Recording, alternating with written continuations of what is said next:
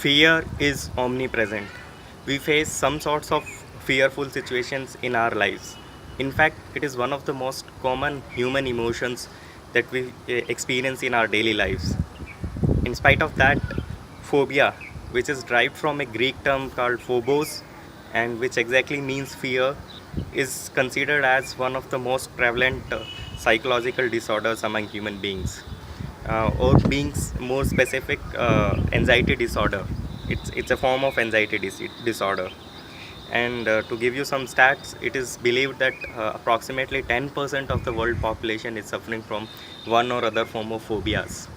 To put it into different perspective, if we assume that 10,000 good people have enrolled for this class in public speaking, then there are good chances that over 1,000 people are suffering from this psychological disorder called phobia.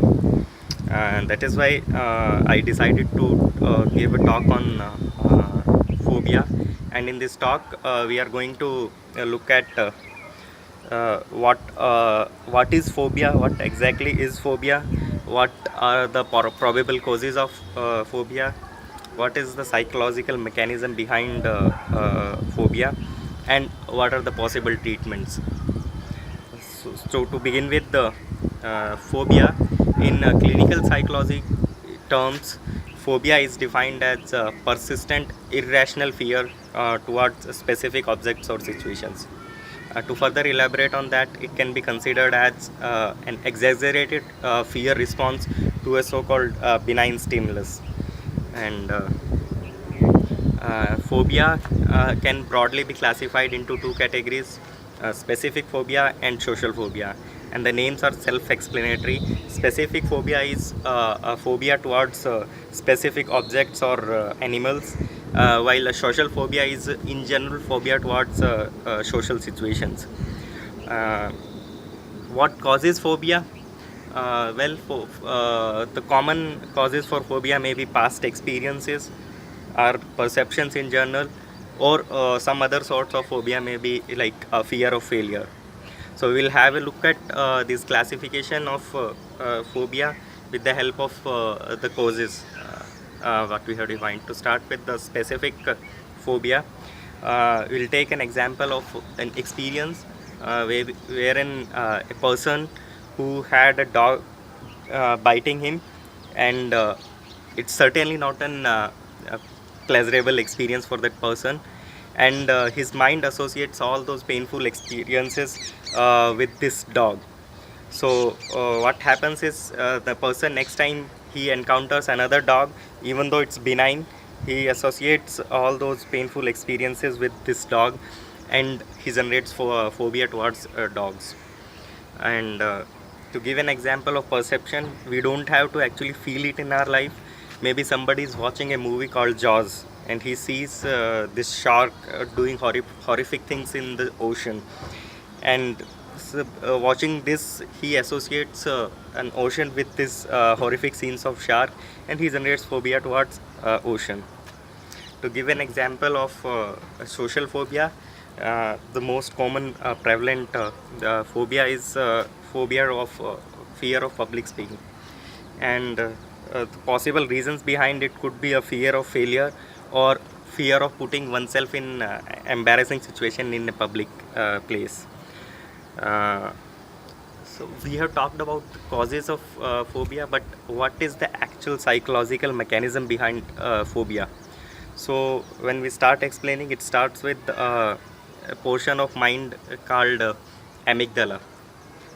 Amygdala is a part of brain which is responsible for fear and anxiety response. Uh, and it so happens that all the sensory inputs which we experience in our life has passed through this part of our brain. And as amygdala processes all this information and it perceives some sort of threat, it activates a part of our nervous system which is sympathetic nervous system. And after activation, this nervous system actually accelerates our heart pumping, the blood pressure in our veins increases, our breath becomes shortened, and we start sweating. And this also shows signs of nervousness. So all this happens, actually this nervous system is known as fight or flight mode. So when our mind perceives a kind of a threat, it prepares our body to either fight that threat or to run away from that situation.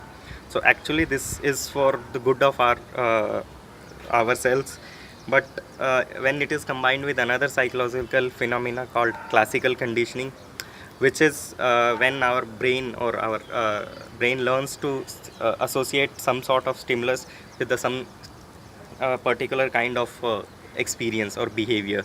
So in this case, maybe that dog bite which has caused this pain to this person, it starts associating, because of that experience our mind or amygdala starts associating every dog with this painful experience. And this is when the person when he experiences the same thing over and over, he starts having, even though benign, the dog is benign, it starts associating this dog with these painful experiences, and the person generates phobia. So now we have looked at the psychological mechanism behind phobia. We are ready to have a look at some possible treatments for the phobia. So the most common treatments are psychotherapy and medication. So under psychotherapy, a common psychological therapy called systematic desensitization is used. It's a two-step psychological procedure.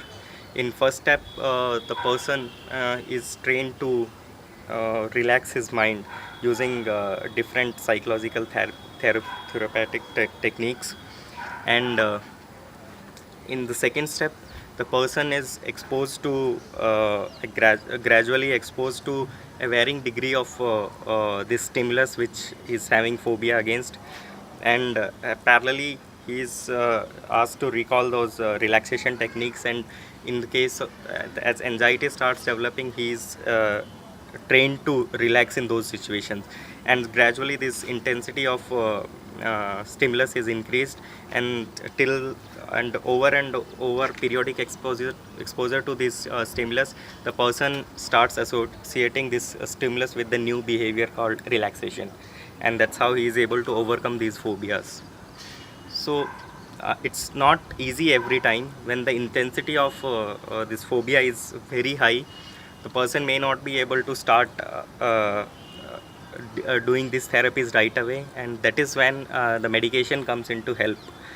Medication is not therapy or a treatment by itself. It's a first step for the starting of this treatment. So the common medication used for treating phobias are antidepressants and beta blockers. So the common antidepressants used here are SSRIs, which is selective serotonin reuptake inhibitors. The name of this medicine sounds very complex, but what actually it's telling is it circulates or increases the circulation of a neurochemical called serotonin in our body, which is responsible for controlling our mood. And if the circulation is more, it uplifts our mood and reduces the anxiety levels. The another medication I talked about is a beta blocker, which directly acts on our beta receptors. These are these beta receptors are responsible for release of adrenaline in our body in case our sympathetic nervous system gets activated. So it reduces the heart rate and keeps a person calm in case the sympathetic nervous system is activated. So once the person is calm, he is now ready to go for this therapy session. So now in this, to conclude all what we have talked, we have talked about phobia, which is an persistent irrational fear towards a specific object or situation.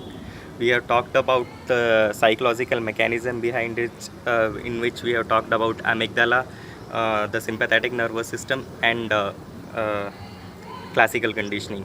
And in the end, we have talked about various treatments, which includes psychotherapy called systematic desensitization, and a medication where we have talked about SSRIs and beta blockers. So I hope this talk has been useful and informative for you, and it will be all of help in your life. Thank you very much.